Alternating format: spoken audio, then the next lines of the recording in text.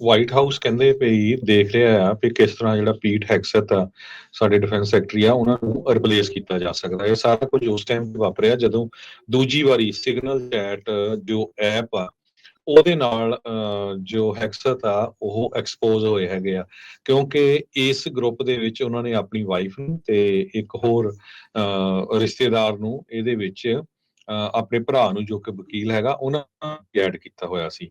ਸੋ ਇਸ ਨੂੰ ਲੈ ਕੇ ਕਈ ਕਾਂਗਰਸਮੈਨ ਤੇ ਸੈਨੇਟਰ ਜਿਹੜੇ ਆ ਅਪਸੈਟ ਆ ਵੀ ਇਹ ਸੈਕੰਡ ਚਾਂਸ ਹੋ ਗਿਆ। ਪਹਿਲੇ ਚਾਂਸ ਦੇ ਵਿੱਚ ਵੀ ਜਦੋਂ ਇਹਨਾਂ ਨੇ ਦਾ ਅਟਲਾਂਟਿਸ ਮੈਗਜ਼ੀਨ ਦੇ ਇੱਕ ਰਿਪੋਰਟਰ ਨੂੰ ਐਡ ਕੀਤਾ ਸੀ, ਉਸ ਤੋਂ ਬਾਅਦ ਵੀ ਕਾਫੀ ਰੌਲਾ ਪਿਆ ਸੀ। ਸੋ ਇਹ ਜਿਹੜੀ ਸੈਕੰਡ ਸਿਗਨਲ ਦੇ ਵਿੱਚ ਸਿਗਨਲ ਐਪ ਦੇ ਵਿੱਚ ਜੋ ਡਿਸਕਸ਼ਨ ਸੀ, ਇਹ ਵੀ ਹੂਟੀਜ਼ ਨੂੰ ਅਟੈਕ ਲੈ ਕੇ ਸੀ ਵੀ ਕਿਸ ਤਰ੍ਹਾਂ ਉਹਨਾਂ ਦੇ ਉੱਤੇ ਦੁਬਾਰਾ ਕੀ ਫਿਰ ਅਟੈਕ ਕਰਨਾ ਹੈਗਾ।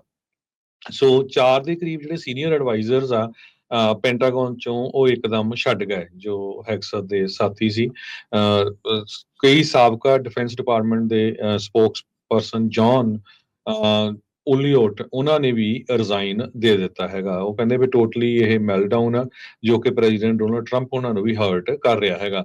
3 ਪੈਂਟਾਗਨ ਦੇ ਐਡਵਾਈਜ਼ਰ ਡੈਨ ਕਾਲਡਵੈਲ, ਕੋਲਿਨ ਕੈਰੋਲ ਤੇ ਡੈਰਿਨ ਸੈਲਨਿਕ, ਉਹਨਾਂ ਨੂੰ ਪੈਂਟਾਗਨ ਤੋਂ ਧੱਕੇ ਦੇ ਨਾਲ ਬਾਹਰ ਜਿਹੜਾ ਕੱਢਿਆ ਗਿਆ ਸੀ। ਸੋ ਉਹ ਕਹਿੰਦੇ ਭਈ ਤਿੰਨਾਂ ਨੇ ਕੰਟਰੀ ਦੇ ਲਈ ਆਨਰੇਬਲੀ ਯੂਨੀਫਾਰਮ ਦੇ ਵਿੱਚ ਸਰਵ ਕੀਤਾ ਸੀ। ਨਿਊ ਹੈਮਸ਼ਰ ਦੇ ਸੈਨੇਟਰ ਜੇਨ ਸ਼ਹੀਨ ਜੋ ਡੈਮੋਕ੍ਰੇਟ ਆ ਤੇ ਉਹ ਖੁਦ ਆਰਮ ਸਰਵਿਸਿਜ਼ ਕਮੇਟੀ ਦੇ ਮੈਂਬਰ ਆ, ਉਹਨਾਂ ਨੇ ਕਿਹਾ ਵੀ ਹੈਕਸਤ ਨੂੰ ਜਿਹੜੀ ਰਿਸਪੌਂਸਿਬਿਲਟੀ ਆ ਐਕਸੈਪਟ ਕਰਨੀ ਚਾਹੀਦੀ ਆ ਤੇ ਅਲਟੀਮੇਟਲੀ ਉਸ ਨੂੰ ਰਿਜ਼ਾਈਨ ਦੇਣਾ ਚਾਹੀਦਾ ਹੈਗਾ। ਜੀ